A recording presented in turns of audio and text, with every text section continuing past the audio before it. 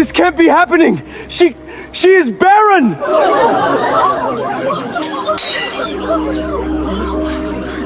The white limousine turned the corner on Magnolia Drive like it owned every inch of Newport Beach. Heads turned, necks craned, champagne glasses froze midair. The wedding guests standing outside the Hargrove Estate, one of the most expensive event venues in all of Orange County, went quiet in a way that had nothing to do with respect. It was the kind of quiet that comes right before something breaks. The driver stepped out first, then the door swung open. Emily Voss stepped onto the pavement in a champagne gold wrap dress that caught the afternoon sun like she had planned it that way. Her hair was swept up. Her heels clicked once against the stone pathway. She didn't look around to see who was watching. She already knew. And then, one by one, 3 small children climbed out of that limousine, each of them dressed like they belonged in a magazine. 2 boys, 1 girl, all 3 of them looking up at their mother with big, trusting eyes. Triplets. From across the courtyard, a champagne flute slipped from someone's hand and shattered on the ground. At the altar, the groom, a tall, broad-shouldered man in a charcoal tuxedo, turned toward the noise. His jaw went slack. His eyes found Emily's face. Then they dropped to the 3 children beside her. His name was Michael Voss, and 4 years ago, he had looked Emily dead in the eye and told her she was useless. Now she was back, and she hadn't come to beg. 3 years before that limousine pulled up, Emily Voss was living in a 4-bedroom house in Scottsdale, Arizona, with a husband who still opened her car door. She had a good life, or at least it looked good from the outside. Mike, he hated the full name, was a real estate developer. Sharp suits, firm handshake, the kind of man who walked into a room and immediately made every other man stand a little straighter. He had proposed to Emily on the rooftop of a restaurant in downtown Phoenix. The skyline spread out behind them like a painting. She had cried. He had laughed at her tears, but in the warm way, the way that made her love him more. They married quickly. A small ceremony in Sedona, red rocks in the background, 30 guests. Emily in a simple white dress that her mother had helped her pick out. It was perfect for about 18 months. Then the question started. It was Mike's mother, Dolores Voss, who fired the first shot. She did it over Sunday dinner, the way dangerous women often do, with a smile on her face and a bowl of mashed potatoes in her hand. "Emily, sweetheart," she said, passing the gravy boat like it was peace. "When are we expecting some grandchildren? It's been over a year." Emily had smiled. "We're enjoying each other for now, Dolores. We'll get there." Dolores had nodded slowly. The smile stayed. But her eyes said something else entirely. By the 3rd Sunday dinner, the questions had sharpened into something harder. "Is everything working properly? Emily? Have you been to a doctor?" By the 6th, Dolores had stopped asking Emily and started whispering to Mike. Emily noticed. She always noticed. But she told herself it was just impatience. Old-fashioned family pressure. It would pass. It didn't pass. What they didn't know, what Emily hadn't told anyone yet, was that she and Mike had been trying for 8 months. Quietly, privately, the way couples do when they're still hopeful and don't want anyone counting down with them. The first test had come back inconclusive. The second had flagged some hormonal irregularities that the doctor said were worth monitoring. There were medications. There were dietary adjustments. There were early mornings with temperature charts and late nights with supplements lined up on the bathroom counter like soldiers. Emily had thrown herself into every instruction with the discipline of a woman who believed that if she just tried hard enough, her body would cooperate. Mike had been supportive in the beginning. He came to the appointments. He held her hand. He brought her tea after the disappointing cycles and told her it would happen. But somewhere around month 11, something shifted in him. It was small at first. A sigh when she mentioned another doctor visit. A silence over dinner when she brought up a new treatment option. He stopped asking how she was feeling after appointments. He stopped sitting next to her when she cried. He was still there, but he wasn't there. Mike's sister, Renata, was the next one to draw blood. Renata Voss was 32, twice divorced, and had made peace with her bitterness by distributing it freely among others. She had never liked Emily, had said so once at a Christmas party after too much wine, and had spent every gathering since trying to erase the comment with backhanded sweetness. It was Renata who, at a family barbecue in Tempe, walked past Emily's chair, leaned down close, and whispered loud enough for 3 people nearby to hear. "Maybe God just didn't design you for motherhood, honey." Emily's fork stopped moving. The table went quiet. Mike, standing 5 feet away at the grill, turned his head and said nothing. That was the moment. Not when it started, but when Emily understood exactly what kind of war this was going to be. The hospital visits became more frequent, more clinical, more lonely. Dr. Avery Fontaine, Emily's OB-GYN, a calm woman with reading glasses she never seemed to actually use, walked Emily through the results of each round of testing with careful, measured language. Hormonal levels, ovarian function, uterine lining, everything pointed to challenges, but nothing pointed to impossible. Difficulty conceiving is not the same as inability, Dr. Fontaine told her one afternoon. The body can surprise us. Emily held on to that sentence like it was a lifeline. But at home, she was drowning in a different conversation. She heard it through the wall of their home office. Mike didn't know she had come back early from a grocery run. She set the bags down quietly in the kitchen and heard his voice, low, tired, the way people sound when they've stopped pretending. "I don't know, Mom. I'm tired of waiting. She's been to every doctor. Nothing's changing." A pause. I know what you're saying." Another pause. "Maybe God doesn't want her to have children." Emily's hand went flat against the kitchen counter. The cold granite under her palm was the only thing that felt real. He hadn't said it to her. He'd said it about her. To his mother. On a Tuesday afternoon. Like she was a broken appliance they were deciding whether to replace. She didn't move for a long time. When Mike came out of the office, he found her sitting at the kitchen table with a glass of water, looking at nothing. "You're home early," he said. "Yes," she said. He went to the refrigerator. He didn't ask about the bags. She didn't tell him what she'd heard. It started with a receipt. Emily found it in the pocket of Mike's blazer while sorting laundry. A dinner receipt from Cielo, an upscale restaurant in Scottsdale she and Mike had never been to together. 2 plates, a bottle of wine, a dessert. The total was enough for a special occasion. She checked the date. A Thursday. Mike had told her he was working late at a site in Chandler. She put the receipt on the kitchen counter and sat with it for 2 days. Maybe it was a client. Maybe a business dinner. She built 12 different explanations in her head and believed all of them halfway. On the 3rd day, she picked up his phone. She wasn't looking for anything. She told herself that. She was just checking. She found everything. The woman's name was Celeste. She was 28, a yoga instructor from Paradise Valley. The text went back 7 months. They weren't emotional texts. That was the thing that cut deepest. They weren't "I love you" and "I need you" texts. They were practical, scheduled, efficient. Like Celeste wasn't a secret passion. She was a solution Mike had put in place while Emily was busy being a problem. There was one text that Emily read 4 times before her hand started shaking. Mike had written, "She doesn't know what's wrong with her. Docs keep telling her to keep trying. It's exhausting." And Celeste had replied, "You deserve better than that situation." That situation. Emily had become a situation. She confronted him that night. No screaming. No throwing things. She had never been that kind of woman. She sat at the dining table with his phone face up between them and waited for him to come home. When he walked in and saw the phone, he didn't say, "I can explain." He said, "How long have you known?"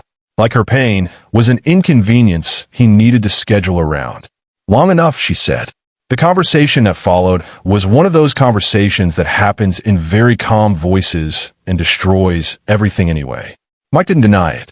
He didn't apologize. He sat down across from her and said that he had been lonely, that he hadn't signed up for years of treatments and disappointments, that he had needs Emily hadn't been present enough to meet. He said she had pushed him away. Emily looked at him for a long moment. This man she had followed to Scottsdale. This man she had cried with in waiting rooms and planned children's names within the dark. "You told your mother God didn't want me to have children," she said. He flinched. "I heard you," she said. Through the wall. He opened his mouth. Closed it. "Were you ever going to tell me," she said, "that maybe it wasn't just me?" He said nothing. What Emily didn't know yet, what she would only learn months later, was that Mike had refused to be tested. In all those months of appointments, all those forms and charts and medical conversations, Mike had attended a handful of sessions and never once submitted to a full fertility workup of his own. Every time Dr. Fontaine had raised it, he had cited work conflicts, schedule issues. He'd get to it. He never got to it, because somewhere in those early months, at a separate appointment Emily didn't know about, Mike had already received a private test result, one he had never mentioned to her, one that Dolores Voss, who had driven him to that appointment, knew about. The infertility wasn't Emily's. It never had been, but they had all agreed, quietly and without putting it into words, to let her believe it was. The divorce came fast. Mike wanted it that way. He was already planning the next chapter. Emily understood. He had Celeste waiting. He had a mother who had already cleared a space for a different daughter-in-law. He wanted the paperwork done, the household, and Emily moved out before the year was over. The papers came through a lawyer Emily had never met. They were cold, legal, and thorough. Mike kept the house in Scottsdale. Emily got the savings account they had built together, a number that was significant but felt like nothing against what she had given up. On the day the divorce was finalized, Dolores Voss called Emily's phone. Emily almost didn't pick up. "I just want you to know," Dolores said, without any introduction, "that Michael deserves a full life. And you couldn't give that to him." The line went quiet. "God bless you, Emily." Then she hung up. Emily sat in the parking lot of the courthouse for 45 minutes. She didn't cry. She had cried enough in waiting rooms and church pews in the passenger seat of Mike's car on the way home from the hospital. She had cried a river that no one had noticed. She was done crying in places where no one could see her. She started the car and drove east. She had a meeting with a small business loan officer in Tempe at 3 o'clock. She had a business plan she'd been writing in the margins of her waiting room time for 6 months.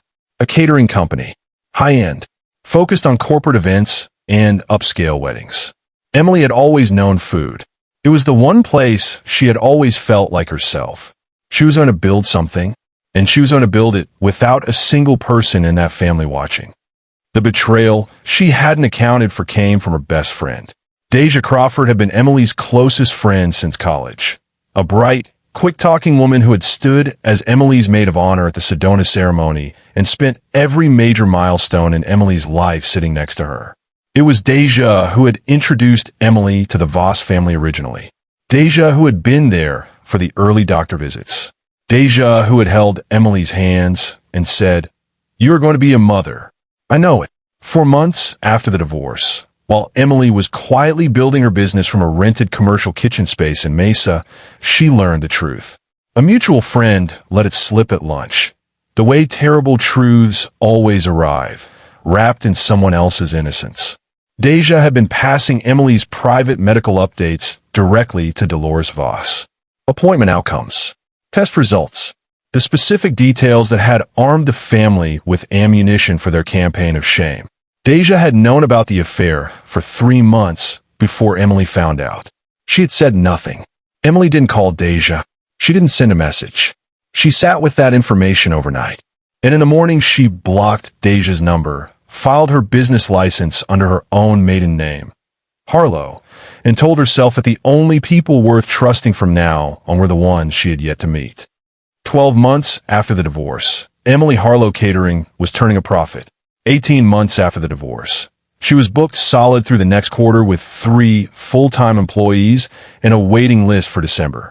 20 months after the divorce, she met a man named Conrad Ashby at one of her own events, a charity fundraiser in Newport Beach. He was quiet and deliberate and had the kind of attention that made you feel like the only person in the room. He asked her questions and then listened to the answers. He laughed at the right moments. He didn't make her feel like a problem to be solved. They were married 14 months later, and 9 months after their wedding night, Emily Harlow Ashby gave birth to 3 children in a private room at Hoag Hospital in Newport Beach. 3.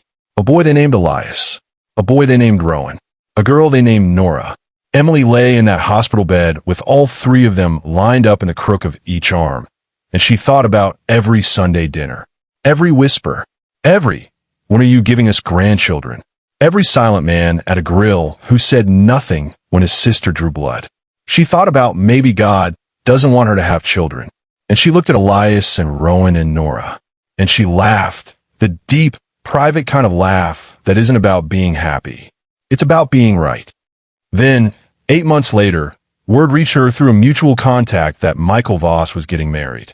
In Newport Beach, at the Hargrove Estate, the same venue that had just placed a large catering inquiry with Emily Harlow Ashby Catering. Emily read the inquiry twice. Then she picked up the phone and called her operations manager. "Accepted," she said, and she smiled. Emily Harlow Ashby did not pace. She did not rehearse speeches in the mirror. She did not call anyone to talk through what she was planning.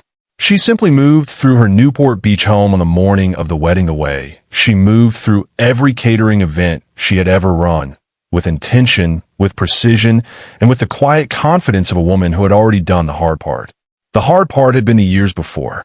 The hospital waiting rooms, the Sunday dinners, the kitchen counter and the receipt and the phone, the courthouse parking lot, the rented commercial kitchen in Mesa at 6 in the morning when she had $40 in her personal account and a business plan she believed in more than she believed in anything else. That was the hard part. This morning was easy.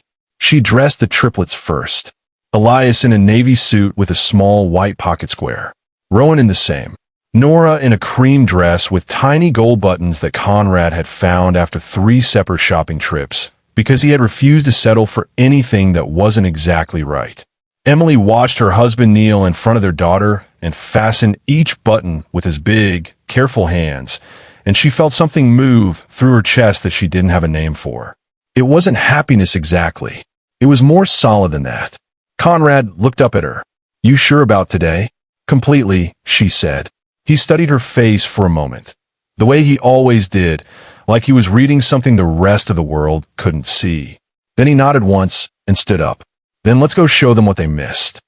2 weeks before the wedding, when the Hargrove Estate inquiry had landed in Emily's business inbox, she had done something that most people in her position would never think to do. She had said yes without hesitation, and she had made it the best proposal her company had ever submitted. The wedding planner, a meticulous woman named Odette Cross, who had been running events at the Hargrove Estate for 11 years, had called Emily personally after reviewing the bid. "This is extraordinary," Odette had said. "The menu, the presentation, the staffing model. You're offering a full luxury package at a price point that makes no sense for your overhead." "What?" Emily had paused just long enough to sound like she was considering the question. "Call it a passion project," she said. Odette had laughed. "Well, whoever is getting married should light a candle for whatever pulled you to this one." Emily had smiled at her phone. "They really should." The contract was signed under Emily Harlow Ashby Catering, her full business name, because Emily had no interest in hiding. She wasn't sneaking. She wasn't setting a trap in the dark. Every piece of what she was doing was visible to anyone who looked closely enough. The Voss family simply hadn't looked. They never had. Dolores Voss had approved the catering package through the wedding planner without ever glancing at the company name. Mike's new fiancée, a woman named Petra, 26, from a wealthy family in La Jolla, had signed off on the menu tasting without attending it. Her assistant had gone in her place. Nobody checked. Nobody asked. Emily had counted on exactly that. Because the thing about people who consider you beneath their notice is that they stop noticing you entirely. And a woman they hadn't thought about in 2 years, running a catering company out of Newport Beach, apparently did not register as a threat. She registered as the help, which was exactly where Emily needed to be. The limousine turned onto Magnolia Drive at 2:47 in the afternoon. Emily had timed it deliberately, late enough that the ceremony was still 40 minutes away and the courtyard was full of guests, early enough that there was no slipping in quietly. She had no interest in slipping in quietly. The car slowed. The driver stepped out. The door opened, and Emily Harlow Ashby stepped onto the pavement of the Hargrove Estate in a champagne gold wrap dress, 3-inch heels, and absolutely nothing to prove to anyone, which is, as it turns out, the most powerful thing a woman can wear. She reached back and took Nora's hand first, then Elias, then Rowan. 3 small, perfectly dressed children who squinted up at the California sun and looked to their mother for a cue. She gave them a small nod. "We're fine. Walk with me." They walked. The courtyard froze. Not all at once. In pieces, The way a room goes quiet when something enters it that doesn't fit the script everyone has been rehearsing. One cluster of guests stopped talking, then the group beside them.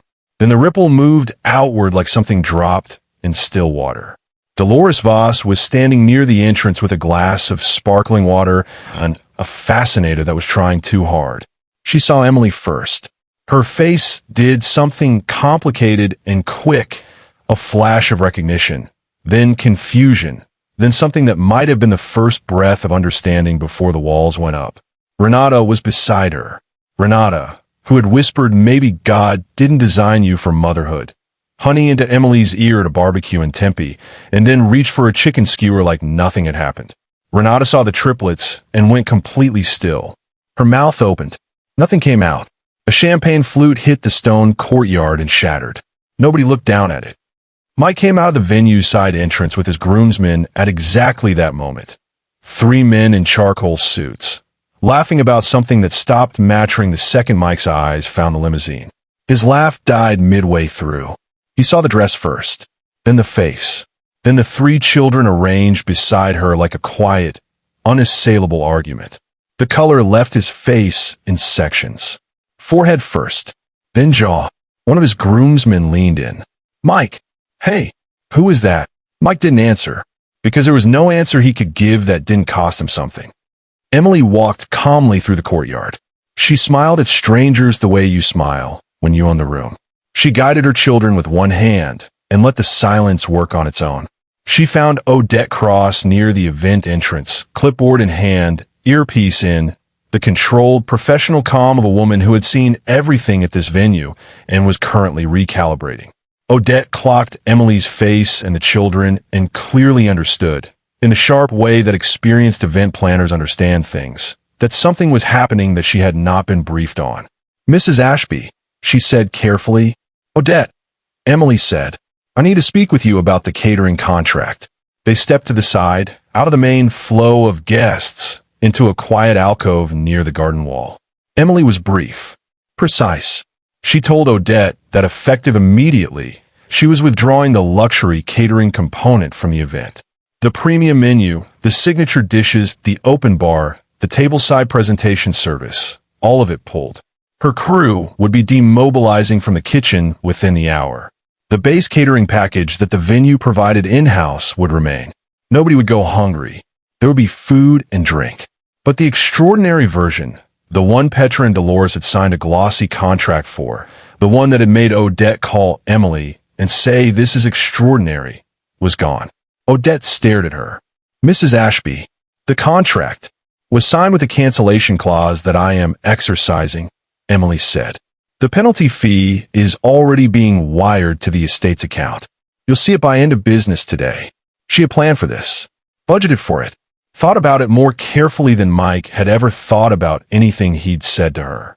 Odette looked at her for a long moment. Then she looked at the 3 children standing patiently beside Emily in their navy suits and cream dress. I see, Odette said quietly. Thank you for everything, Emily said. And she meant it. Mike found her 20 minutes later. She was standing near the garden fountain with Elias and Rowan chasing each other in small circles, and Nora sitting on a low stone wall examining a flower she had picked up from somewhere. Emily was watching her daughter with a small smile when she heard his footsteps, the particular fast, purposeful stride she had lived with for years and learned to read like weather. What are you doing here? Not a question. A statement with the shape of a question. He was standing 6 feet away, hands at his sides, jaw tight. He had the look of a man who was trying to choose between 4 different responses and hadn't settled on one. I'm attending an event, Emily said. She didn't turn around immediately. She finished watching Nora examine the flower. Then she turned. A catering event, actually, though that part has changed. He stared at her. You were the caterer. My company was, yes. Something moved behind his eyes. The math was happening. Slow, terrible arithmetic. Emily, I'm not here to make a scene, Mike, she said. Her voice was even. Easy, like she was discussing a scheduling conflict. I'm here because there's something your family deserves to know. And this seemed like the right occasion. She reached into the small clutch she was carrying and removed a folded document. She held it out. He didn't take it. Take it, she said. He took it. He unfolded it slowly. His eyes moved across the page. The document was a copy, not the original. Emily had kept that, of a fertility assessment report. His name at the top. A date from 4 years ago, 3 months before the accusations at the Sunday dinners had really begun. A clinic in Chandler that he had visited once and never mentioned. The results were clear, unambiguous, clinical in the way that medical documents are, which means they carry no sympathy and no mercy. The infertility had been his. His name, his results, his body, his secret. "Where did you get this?" he said. His voice had dropped to almost nothing. "It doesn't matter," Emily said. "What matters is that your mother is standing 20 feet away and she already knows what's in that document because she drove you to that appointment. And in about 4 minutes, everyone at this wedding who has ever sat at Sunday dinner and watched her ask me when I was giving her grandchildren is going to know too." Mike looked up from the paper. His face had gone past pale into something she didn't have a word for. Behind him, she could see Dolores moving toward them, Renata beside her. They had seen Mike walk over. They were coming to manage it. Emily didn't step back. Dolores arrived with the full authority of a woman who had never once been wrong in her own mind. "What is going on?" Michael, who invited. "Mom." His voice stopped her cold. "Don't." Dolores looked at the paper in his hand. Her face did something Emily had never seen it do before. It went small. "Dolores," Emily said, not unkindly, because cruelty was never the point. "You drove your son to that clinic. You knew for 4 years. And you sat across from me at every single family gathering and let your family ask me what was wrong with my body." The garden had gone quiet again. It had nothing to do with the wedding. 3 or 4 guests had drifted close enough to hear and then stopped walking. "You called me useless," Emily said. "You told me God didn't want me to have children. You encouraged your son to find someone else. You watched me go through years of appointments and tests and treatments for a problem that was never mine." Dolores opened her mouth. "Don't," Mike said again, quietly, with a kind of exhaustion that had nothing to do with the day. Emily looked at him one last time. She looked at the man who had sighed when she mentioned doctor visits, who had stood at a grill and said nothing while his sister drew blood, who had called her a situation in a text to another woman, who had let 4 years go by and never once said maybe we should both be tested. She didn't hate him. She had expected to feel something fiercer standing here, but what she actually felt was clean, like a room after all the old furniture has finally been moved out. "You called me useless," she said to both of them, "but I found a man who saw what I was worth. And look what we created together." She gestured, not dramatically, just a small, quiet turn of the hand, toward her children. Elias and Rowan had stopped chasing each other and were standing still, sensing the gravity of adult silence without understanding it. Nora was still holding her flower. 3 children, healthy, beautiful, dressed like they belonged in a magazine. Not one of them carried a single cell of Michael Voss's doubt. The ceremony went on. Of course it did. Weddings always go on. They have momentum and deposits and families who have driven in from out of town and a bride who has been planning this day for 14 months. Petra walked down the aisle in a dress that cost more than Emily's first car. The officiant said the words. Mike said, "I do." But the Hargrove estate had a different feeling for the rest of the afternoon. The luxury catering was gone. The tables that had been set for a premium open bar and a 5-course signature menu now held the venue's standard in-house service. Adequate, acceptable, and conspicuously ordinary against the backdrop of a venue that had been booked for something extraordinary. Guests who had received the invitation with its promise of a curated dining experience kept looking at the tables with a mild confusion of people who sense something is missing but can't quite name it. Dolores Voss sat at the family table and didn't speak during the meal. Renata didn't make any toasts. Mike smiled for photographs with the mechanical precision of a man running on override. And the paper, the one Emily had handed him, sat folded in his jacket pocket like a coal that wouldn't cool down. 3 days after the wedding, Emily received a call from a number she didn't recognize. She almost didn't pick up. "Is this Emily Harlow Ashby?" The voice was female, young, careful. "It is." A pause.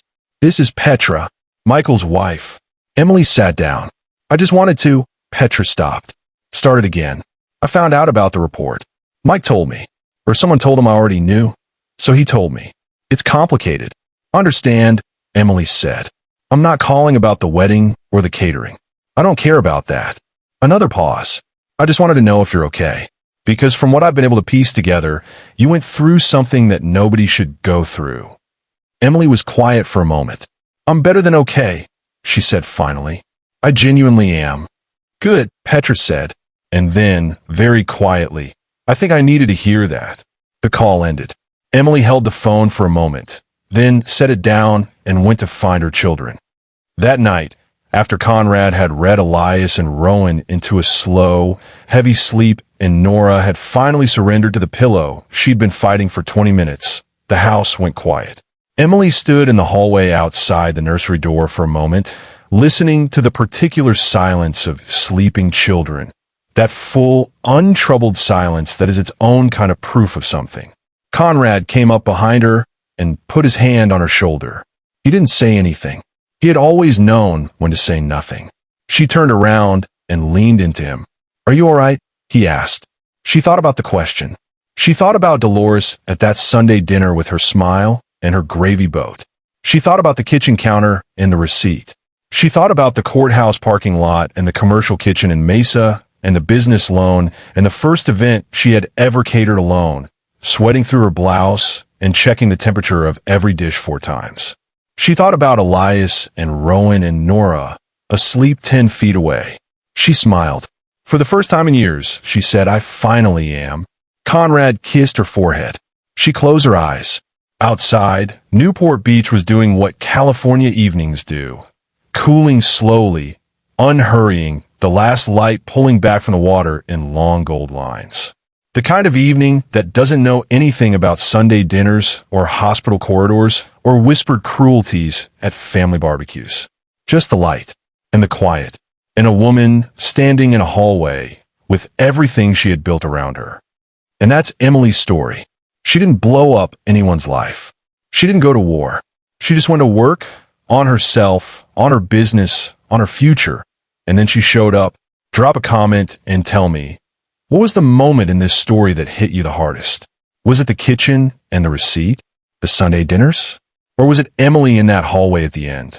Because I read every single comment. And if this story meant something to you, share it. Someone in your life needs to hear this today. Subscribe if you haven't already, because we have more stories coming that are going to hit just as hard. I'll see you in the next one. Emily's story carries a truth that applies far beyond her circumstances. The people who shame you loudest are very often the ones most afraid of being examined themselves. The cruelty directed at Emily for years was never about her body or her worth. It was a wall built to keep anyone from looking too closely at the man behind it. The second lesson is about building. When everything falls apart, the only answer that lasts is construction, not destruction. Emily didn't spend her energy trying to pull Mike's world down. She spent it raising her own up.